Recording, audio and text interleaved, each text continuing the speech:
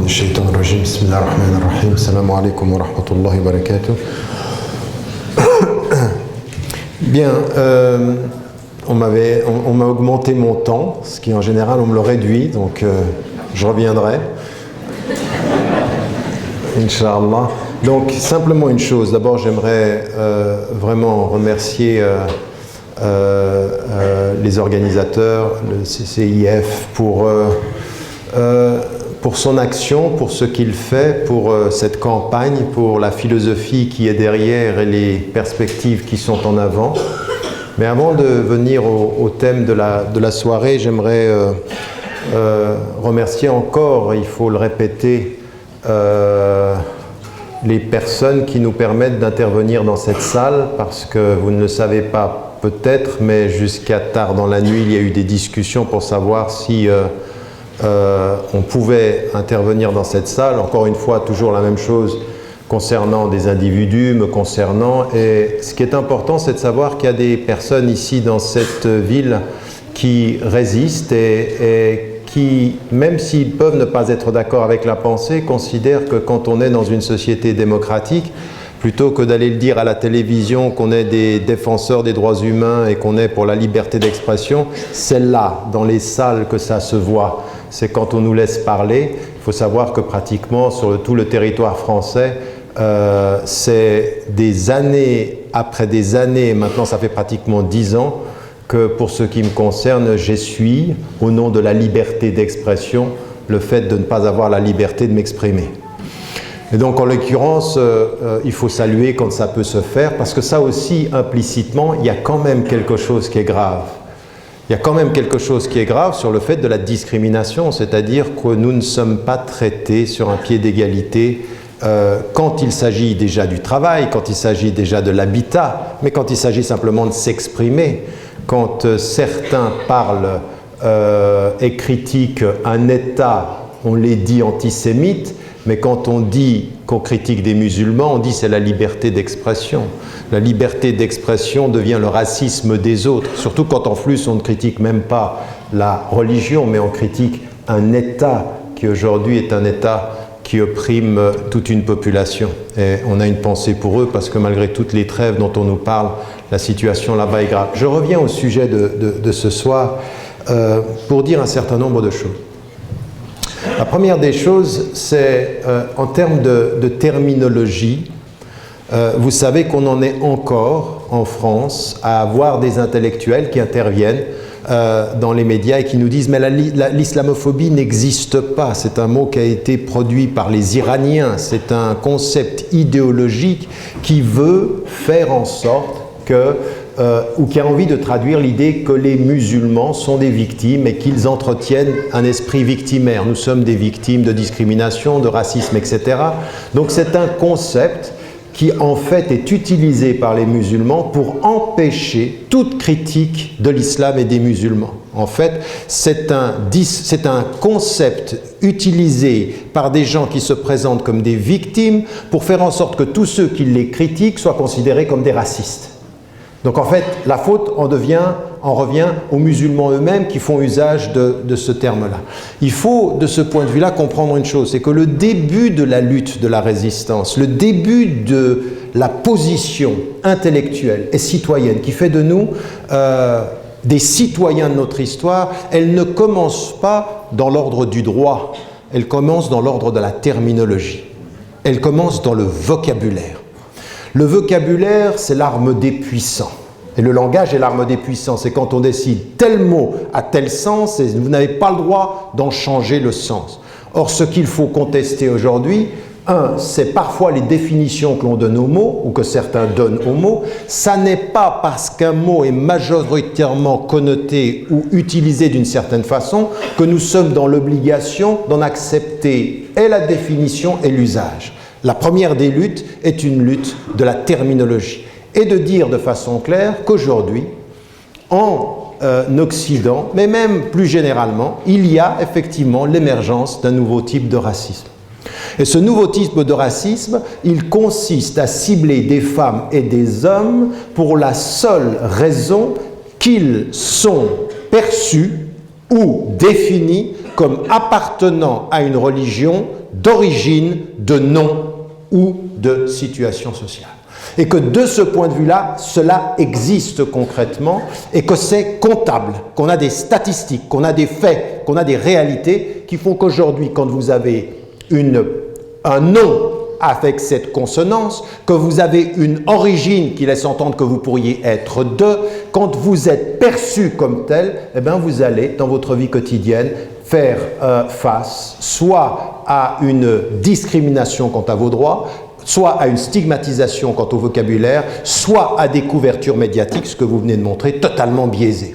Et cela, ce n'est pas aujourd'hui de se considérer comme des victimes, mais c'est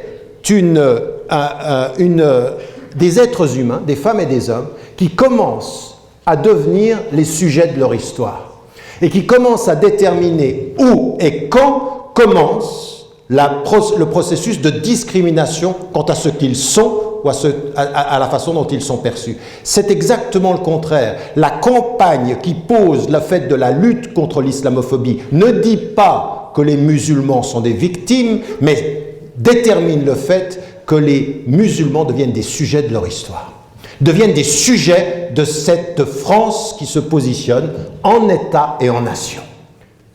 L'État-nation comme étant un des processus. Donc c'est exactement le contraire. Alors raison pour laquelle il faut mettre en évidence et définir le terme de l'islamophobie, mais en même temps que l'on fait cela, il faut de façon extrêmement claire dire de la même façon et dans le même élan, nous comptons les victimes de discrimination et nous refusons le discours victimaire qui entretient cette situation. Si vous comprenez ce que je suis en train de dire. Je suis en train de dire, des victimes, il y en a. Mais tout le discours de cette campagne, c'est de dire, non, nous n'acceptons pas d'être les victimes de racisme parce que le racisme, ça se combat et que nous sommes les premiers sujets de cette résistance. En terminologie, en situation sociale et en positionnement politique. Donc c'est le contraire qu'il faut. Il faut aujourd'hui se positionner avec une assurance, avec une détermination qui n'est pas tout le temps et de répéter « il nous aime pas ». Mais ça aussi c'est particulièrement important parce que vous savez, la position de sujet, ce n'est pas simplement une position intellectuelle, c'est une position psychologique, c'est une position affective, c'est une position, alors c'est justement là où le terme est très important, c'est une position qui fait sienne l'idée du récit commun. Et le récit commun, c'est le récit de la nation. Alors j'ai le prochain livre que j'écris sur cette question-là, il est effectivement directement lié à cette notion-là. C'est l'idée de la nation. En fait, pendant des années, on nous a dit à nous comme citoyens, vous avez un problème avec la laïcité. Il faut que vous respectiez les lois. Vous avez un problème avec la loi et vous avez un problème avec les droits. Et en l'occurrence, il y a 30 ans de cela, certains d'entre vous n'étaient pas nés, on commençait à se positionner en se disant quel est notre rapport au droit. Et puis, on a fait un travail sur nos sources musulmanes parce qu'on était interpellés. On nous laissait entendre, mais qui? Souvent des orientalistes, qui? Souvent des penseurs musulmans qui avaient vécu dans des sociétés majoritairement musulmanes et qui ne connaissaient pas la société européenne, et en particulier la société française, et qui avaient développé un discours eux-mêmes de l'altérité. En d'autres termes, quand tu es musulman, tu ne peux pas être français. Vous savez qu'un certain nombre de savants, depuis l'Algérie, depuis la Tunisie, depuis le Maroc, depuis l'Arabie Saoudite, disaient aux gens qui étaient nés dans ce pays, ne prenez pas la nationalité, ça n'est pas votre pays. Mais ça, c'était il y a une quarantaine et il y a une trentaine d'années. Et à partir d'un certain moment, l'émergence de la pensée ici, elle a été de comprendre qu'en fait, c'était un piège. Ils répétaient là-bas ce que certains ici voulaient que l'on devienne, à savoir, vous êtes d'ici, mais toujours étrangers ici. Vous êtes les étrangers de l'intérieur, les citoyens étrangers au récit national. Vous ne serez jamais français. L'idée qu'il y a chez Renan, la grande pensée de Renan, c'est de dire, quand vous ne parlez pas bien français ou quand vous parlez arabe, vous ne pouvez pas être vraiment français. Et il y a certains arabes qui pensaient que c'était vrai. Que si tu parlais français, tu parlais le langage du colonisateur. Tu te perdais dans sa langue. Tout ça, ça vient d'une histoire qu'il ne faut jamais oublier. Le grand problème de beaucoup d'entre vous dans cette salle, c'est que vous luttez contre des intellectuels qui portent une histoire que vous ne maîtrisez plus. Ils vous parlent avec un fond historique et vous vous répondez avec le problème du présent. Il faut donner de la densité à votre résistance. Et cette densité, elle est historique, elle est fondamentale et elle est politique. Elle est politique, elle est de reprendre l'ordre du discours, reprendre l'ordre de la position et pouvoir répondre, maîtrisant l'histoire, comprenant le problème et construisant l'avenir. Je dis ceci parce que aujourd'hui, on a dépassé ce que disaient des savants, des intellectuels dans le rapport à la migration. Nous ne sommes plus dans l'ordre de la migration. Nous sommes effectivement dans l'ordre de la citoyenneté. Mais la citoyenneté, on nous a dit, c'est de respecter la loi de l'État. Alors on l'a fait, on a fait tout ce travail, des années et des années de travailler sur les textes. Moi, pendant 25 ans sur la question de comment on travaille sur la jurisprudence et à produire des livres à l'époque. Et même l'un des premiers, des articles, l'un des premiers livres, c'était au tout début des années, on a des ouvrages qui datent des années 60, 70. Et puis nous, on s'y est mis aussi avec notre expérience. Puis on a fait ce travail-là pour se rendre compte qu'en fait, on nous a trompés et on s'est trompés. Et on s'est trompé, non pas parce qu'on nous a trompés, mais on s'est trompé parce que la façon dont on abordait le problème était problématique. C'est qu'on a pensé qu'il suffisait d'accepter la loi pour que le discours du politique, le discours national nous intègre. Mais vous savez pourquoi on s'est trompé? Parce qu'on n'a pas compris, en fait, que cette affaire-là, des citoyens français de confession musulmane, ce que vous vivez maintenant, a été vécu sur le plan continental et international de façon extrêmement profonde. Regardez, vous revenez à votre école, vous revenez à ce qu'on vous a enseigné, ce qu'on vous a dit sur l'Europe, ce qu'on vous a dit sur la France, ce qu'on vous a dit sur la relation à l'Afrique, et vous allez comprendre d'où il est le problème. Le problème n'a rien à voir avec le droit. Le problème, c'est pas que vous soyez citoyen ou pas, c'est comment on vous conçoit citoyen ou pas. Comment on vous perçoit citoyen ou pas. Et là, vous vous rendez compte qu'en fait, l'histoire qu'on nous a donnée, toute cette histoire de l'identité française, eh bien, c'est une histoire sélective. On a enlevé de cette histoire, d'une part, toute la contribution de ceux qui sont devenus les autres, les Arabes et les musulmans et les Africains, et on a enlevé de cette histoire tout ce qui pouvait être, non pas simplement dans la contribution, mais le rapport critique à cette contribution. Donc, quand vous arrivez avec un passeport français, la couleur de là-bas, la religion de l'autre, vous êtes doublement problématique. Vous apportez avec votre passeport la conscience des anciens colonisés et qui aujourd'hui deviennent des citoyens libres. Et plus que ça, vous portez en vous la religion qui a permis de déterminer l'autre. C'est-à-dire que l'islam, c'est toujours la religion de l'autre. Quand ils étaient colonisés, même quand on a construit l'identité française. Et que maintenant vous pouvez y aller, vous allez respecter les lois, vous allez faire tout ceci. La vraie question, ça n'est pas aujourd'hui uniquement une question légale. Raison pour laquelle, quand on voit un certain nombre d'intellectuels de confession musulmane ou de savants de confession musulmane qui interviennent en vous disant, vous savez quoi, il faut vous montrer, il faut respecter la loi, il faut même être patriote, dites vive la France. Mais j'ai aucun problème à dire vive la France. Mais ça dépend comment je le dis. Vive la France quand la France fait les bons choix, mais vive la France en acceptant tout de l'histoire française sans conscience critique. Alors là, ça n'est pas vive la France qui est un vive la France qui est digne, c'est un vive la France nationaliste aveugle et qui ne se rend pas compte qu'il y a eu deux France qui ont lutté. Il y a eu des Français résistants comme il y a eu des Français qui ont collaboré. Donc à partir d'un certain moment, donner l'impression que pour être un bon Français, il faut tout accepter de l'histoire de France, eh bien ça c'est une erreur. Un Français qui accepte tout de l'histoire de France est un mauvais Français. C'est un mauvais citoyen. Le vrai citoyen n'est jamais celui qui accepte les erreurs de sa patrie. C'est celui qui a la conscience critique de son passé. Les bons Français pendant la Deuxième Guerre mondiale, ce sont ceux qui ont dit non à ceux qui avaient le pouvoir. Les bons Américains, ce sont ceux qui ont dit non quand on est allé tuer du Vietnamien. Parce qu'il n'y a pas de loyauté sans une loyauté critique. Et c'est là où c'est important.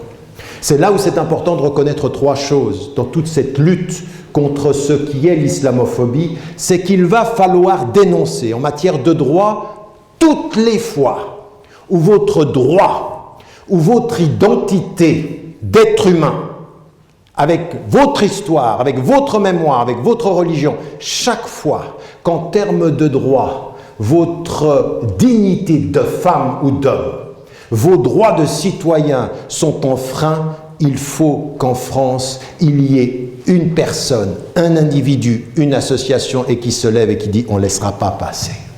Notre dignité collective, au-delà des musulmans, c'est de se lever chaque fois qu'un noir, chaque fois qu'un musulman, chaque fois qu'un juif, chaque fois qu'un étranger est traité de façon discriminatoire, nous sommes la conscience de la justice de ce pays.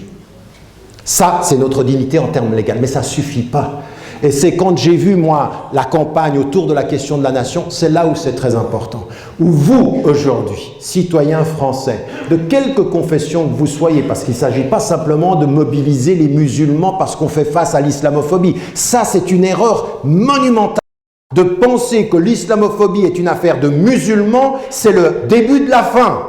L'islamophobie est une affaire nationale qui concerne les êtres humains de dignité, exactement comme la lutte contre le racisme. La lutte contre le racisme contre les Noirs, ça ne concerne pas les Noirs, ça concerne les Blancs, ça concerne n'importe quel être humain, et en particulier ça concerne beaucoup les Arabes. Parce que les Arabes ont des problèmes avec les Noirs. Non, mais... Je sais pas qui est-ce que vous applaudissez, mais c'est un peu inquiétant. Et la même chose pour l'antisémitisme. Il faut qu'on soit clair. N'importe quelle personne qui veut jouer avec notre positionnement, vous luttez contre l'islamophobie et en même temps vous n'êtes pas clair sur l'antisémitisme, ça se discute même pas. L'antisémitisme, c'est quelque chose que nous refusons, comme nous refusons tout type de racisme. Mais il faut dire aussi à cette France-là, nous ne tomberons pas dans un piège qui est celui de la hiérarchie des racismes. Il n'y a pas de hiérarchie entre les racismes. Le racisme est à refuser fondamentalement. Quand on a dit ça et qu'on se positionne de cette façon-là, il y a trois choses qu'il faut qu'on fasse au-delà de notre stricte communauté religieuse. La première des choses, c'est effectivement de se réconcilier avec notre propre histoire. C'est-à-dire, se réconcilier avec sa propre histoire, c'est dans le temps long, qui remonte au Moyen-Âge, jusque dans le temps court, qui est du 19e et 20e siècle, il faut que vous soyez porteurs de cette histoire de façon digne. Que la France ne vienne pas vers vous aujourd'hui vous dire « mais vous servez à quoi dans ce pays ?» Quand on a utilisé les pères et les mères et des gens qu'on a traités comme des sous-hommes, à qui on parlait de sujets, à qui on ne voulait même pas donner la nationalité. Ils étaient même pas, on voulait tellement les contrôler qu'en Algérie, il ne fallait surtout pas qu'il y ait de laïcité. Non pas parce que la laïcité était bonne en métropole et mauvaise là-bas, mais là-bas, il n'en fallait pas parce qu'on contrôlait le pouvoir religieux. Donc la laïcité à géométrie variable. De ce point de vue-là, votre lutte sur la question de « nous sommes la nation », je veux bien que nous soyons la nation, mais nous sommes la nation et porteurs du récit commun que quand nous avons une maîtrise du passé. Ce que disait Orwell, il disait « ceux qui maîtrisent le passé maîtrisent le présent. Ceux qui contrôlent le passé contrôlent le présent. » Et c'est exactement ce qui se passe. On vous dit le passé. Et souvent, nous, on ne sait même pas notre passé. On ne connaît rien de ce qui s'est passé. Donc là, il faut se réapproprier ceci. Pour dire, la nation telle qu'on la présente aujourd'hui dans les manuels scolaires en France est un récit de la nation tronqué. Tronqué. Il y a des pans entiers de la collaboration intellectuelle, philosophique, artistique, totalement passés par pertes et profits de la mémoire collective.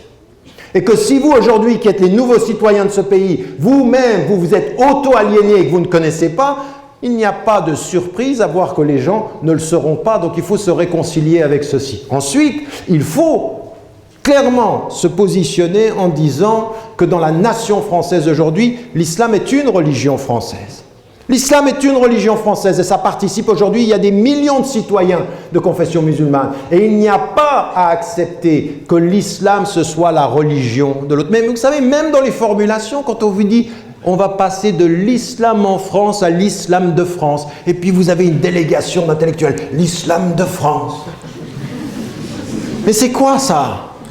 Qu'est-ce que c'est que cette colonisation terminologique? Je veux dire, moi j'ai même aucun problème, je le disais il y a 20 ans, l'islam français, il est très simple. Je dis même l'islam français. Qu'est-ce que ça veut dire l'islam français? C'est qu'il y a plusieurs islams? Non! Il y a un islam quant au principe et la culture française qui est la mienne. Point! On ne va pas en faire un espèce de débat. Vous êtes passé de 1 à 2.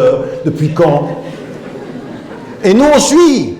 Parce qu'aujourd'hui, ceux qui décident de ça, et le grand moufti de ce débat-là, ça a été Sarkozy.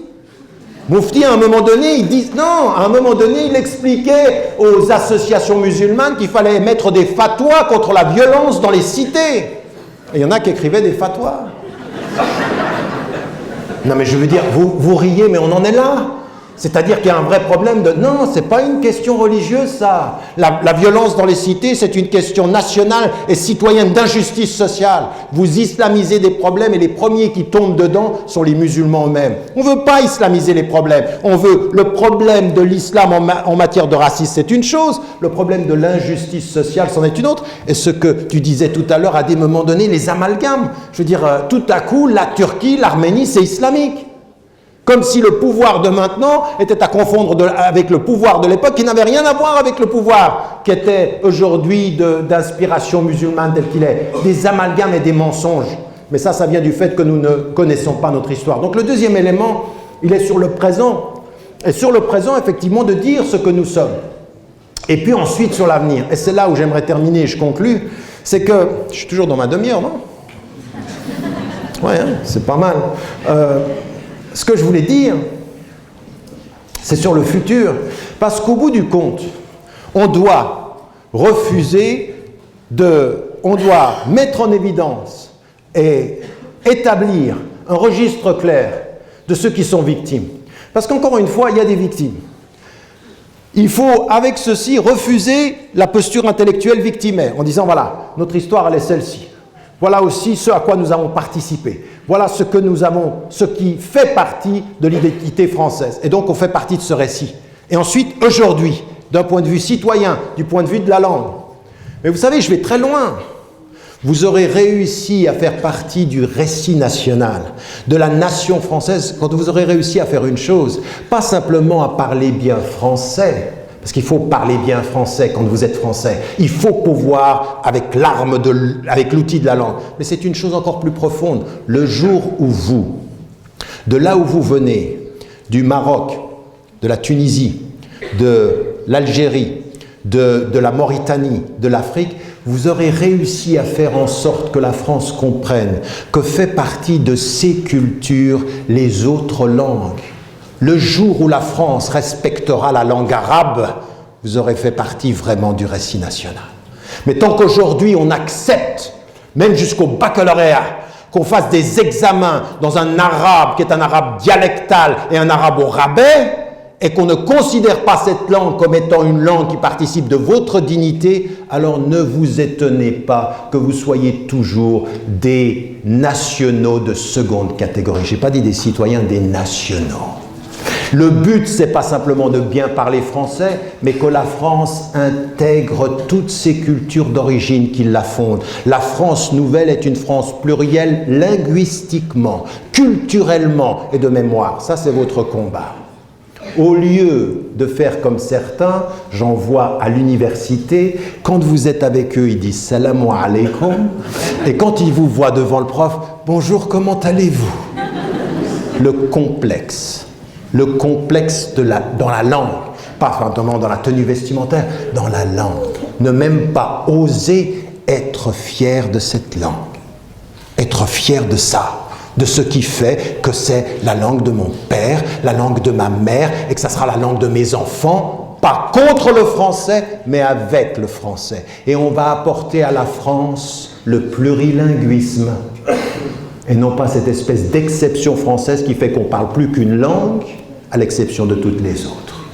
Non, on en parle bien une en multipliant les autres. Soyez les Français qui réconcilient la France avec le caractère polyglotte, pluriel de la dimension linguistique. Ça fait partie de la nation. Et quant au futur, ça me paraît être déterminant de comprendre que aujourd'hui, je ne cesse de le répéter, il faut, comme un des instruments déterminants de notre lutte contre ce racisme, contre cette islamophobie-là, qu'on soit clair du point de vue du droit, mais qu'on soit aussi extrêmement engagé dans notre contribution. Je vais vous dire une chose, parce que un des sujets où on m'avait apporté le sujet sur la dimension spirituelle. Je vais vous dire une chose. Moi, j'en arrive à... J'interviens beaucoup en conférences comme celle-ci, mais l'une de nos contributions, c'est pas simplement dans le marché de l'emploi, parce que la France doit beaucoup à ceux qui ont reconstruit la France entre les deux guerres mondiales et après la Deuxième Guerre mondiale. C'est une évidence. Les tirailleurs, ceux qu'on a exploités, tout ça, il faut le dire, il faut que ça fasse partie de cette histoire de la France. C'est qui a construit ce pays? Qui l'a reconstruit ce pays? Mais d'un point de vue aussi de notre présence quant au sens. Parce que moi, quand je suis tout le temps en train de dire l'islamophobie, puis finalement, je suis tellement porté à parler de la discrimination que l'on a en face du musulman, que je n'arrive même plus à prendre le temps de dire ce qu'est un musulman du point de vue du sens. Moi, ma contribution aujourd'hui et votre contribution en tant que citoyen, ça ne doit pas être simplement celle qui se bat au nom de la dignité contre la discrimination et au nom du droit contre la reconnaissance, mais celle qui a une contribution qui voit beaucoup plus loin. Vous savez, quand quelqu'un vient vers vous et vous insulte, et que vous entendez dans le Coran cette parole qui dit « Quand ils sont critiqués par des gens qui ne savent pas, ils disent paix ». Qu'est-ce que vous dites au fond? Qu'est-ce que vous êtes en train de dire à la nation? Vous êtes en train de dire à la nation, vous m'insulterez, je me battrai pour mon droit. Mais à un moment donné, quand il n'y a plus de droit pour me battre, il y a mon élégance pour vous surpasser. Il y a ma paix pour répondre à votre insulte. Il y a ma spiritualité qui est plus forte que votre insulte et votre verbe. Il y a mon silence qui dépasse ce que vous ferez. Vous comprenez ce que je suis en train de dire? C'est qu'à un moment donné, notre contribution, elle doit aussi être dans une dignité, une distinction éthique. Il y a des choses que vous faites que je ne ferai jamais. Vous insultez, je n'insulterai pas. Vous me giflerez, je vais me battre. Mais je ne répondrai pas. Non mais vous comprenez ce que je suis en train de dire, c'est très important. D'abord, la fausse interprétation qu'on a de la tradition chrétienne, c'est tu m'en donnes une, je t'en donne... Non, c'est pas vrai ça. Il y a une élégance dans ça. Et tu me frappes, je vais me battre, mais je ne te répondrai pas à toi.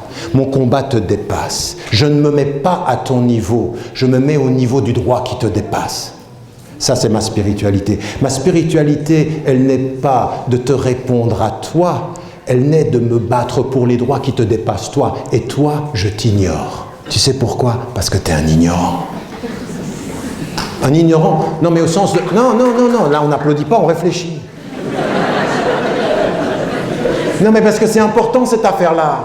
C'est important cette affaire-là. Et cette association-là qui pose cette question-là, c'est très important. Parce que moi, ce que j'ai envie, c'est cette lutte contre ce racisme-là. Ah ouais, je pensais que j'avais un quart d'heure encore. Non, j'arrête. Qu'est-ce que je disais? Il m'a coupé. Non, mais là, simplement pour vous dire, c'est important cette affaire-là. C'est-à-dire qu'il faut aujourd'hui que nous mettions la forme dans le combat. Et cette forme-là, c'est l'essentiel. Vous comprenez ce que je veux dire? Quand vous entendez, même l'exemplarité prophétique, le prophète salam aussi, parce que les gens vous disent, je sais, être un citoyen français, c'est pas oublier ces exemples. Il y en a parmi vous, ils ont des exemples, c'est Gandhi. Il y en a, ils ont des exemples, c'est Nelson Mandela. Il y en a, c'est Muhammad Ali. Oui, ça, tu frappes, tu vas frapper, tu vas voir. Il y en a, chacun ses exemples. Et nous, notre idée, c'est, on n'imposera pas notre religion, mais on a un exemple. Et cet exemple-là, quand on l'insultait, il ne répondait pas à l'insulte. Il avait une présence spirituelle. Et moi, ce que j'aimerais vous dire dans la lutte contre l'islamophobie, c'est, vous savez, un jour, une femme, elle a été humiliée dans la façon dont elle s'habillait à l'époque du prophète. Il a levé une armée. Il a levé une armée. Nous, on ne va pas lever une armée, mais on va lever des consciences. C'est une armée de conscience. Elle dit, on ne va pas se laisser faire. Et puis ensuite, il y a une façon d'être. Et cet apport-là, cet apport qui dit le sens, qui dit la dignité, qui dit le service, de faire comprendre à quelqu'un qui vous insulte, en fait, écoute-moi bien, je ne vais pas répondre à ton insulte, mais ma réaction va être un service pour toi. Je vais t'éduquer même dans ta mauvaise éducation. Je vais te répondre par la noblesse, même quand tu es indigne. Cette attitude-là, elle doit être celle que vous pouvez maîtriser comment? Par deux choses. Un, la maîtrise de soi. La maîtrise de soi. Et ça, c'est une démarche spirituelle. Vous voulez lutter contre le racisme? N'en faites pas une question émotive. Faites-en une question de dignité, une question de droit, pas une question émotive. L'émotionnel, quand on est en face du racisme, c'est le pire qui puisse nous arriver. Pas de résistance émotionnelle. Une résistance digne, une résistance qui se maîtrise. Et ensuite, la deuxième chose, c'est maîtriser le verbe. Faire attention aux mots, faire attention au sens. À des moments donnés, quand on vous crie dessus, la meilleure réaction, c'est le silence. Et souvenez-vous toujours d'une chose, on a dans notre tradition prophétique quelque chose d'extrêmement intéressant. Quand quelqu'un vous attaque, changez de position. Vous êtes debout, asseyez-vous. Si on continue à vous insulter, vous êtes assis, allongez-vous. Si on continue à vous insulter, vous êtes allongé, dormez. C'est la moitié d'une plaisanterie. C'est la moitié d'une plaisanterie. Ça veut dire changez, prenez de la distance et soyez dans la maîtrise. La meilleure contribution que vous pouvez avoir par rapport aussi à cette islamophobie, c'est ça. C'est une espèce de qualité de la résistance. La distinction éthique. Vous êtes devenu visible dans ce pays. Vous êtes devenu visible par votre couleur.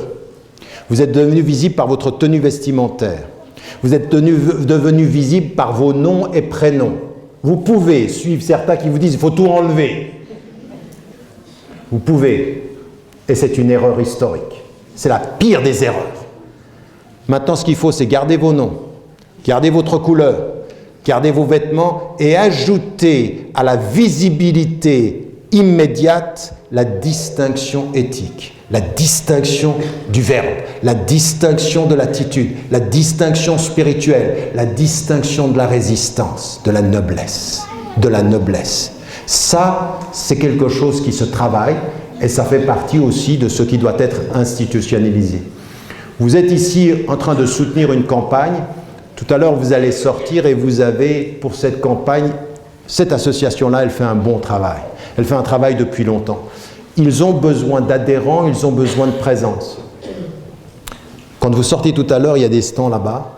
Vous allez mettre votre nom, vous adhérez. C'est une fatwa. Non, je plaisante. Adhérez à cette association-là, soutenez-les, sachez qu'ils font ce travail-là au nom de... Et vous relayez ce travail de la meilleure façon que vous pouvez, par le verbe, par la présence et par l'engagement, Inch'Allah. Assalamu alaikum.